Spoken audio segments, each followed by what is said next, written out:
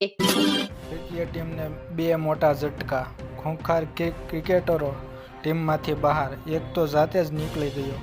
ભારતીય ક્રિકેટનો control board BCCI એક નિવેદન જારી કરીને બે ખેલાડીઓના પ્રદર્શનમાં બાકાત રાખવાની પુષ્ટિ કરી. બંને અલગ અલગ કારણોથી જવાબદાર છે.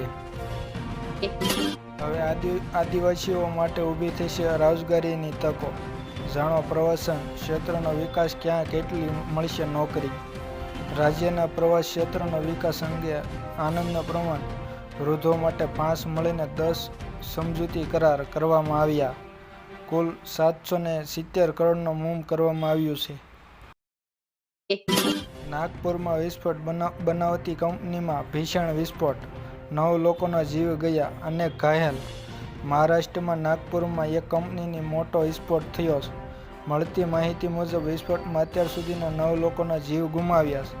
એસીપી હર્ષ પોદ્દાર જણાવ્યું મુજબ નાગપુરમાં બજાર ગામમાં સ્થિત સોલાર એક્સપોર્ટ વિઝિટ કંપનીમાં થયેલા વિસ્ફોટમાં 9 લોકોના મોત થયા હતા. અડધા ગુજરાતમાં ફરી થશે આફતનું માવઠું, આ જિલ્લાઓમાં આવી બનશે. શું ઘાતક સાબિત થશે આ આગાહી? અંબાલાલ પટેલે જણાવ્યું કે ડિસેમ્બરના પાછલા સપ્તાહમાં અને જાન્યુઆરીમાં એક સિસ્ટમ બનશે. લોકસભાના 33 અને રાજ્યસભાના 45 સાંસદો સસ્પેન્ડ.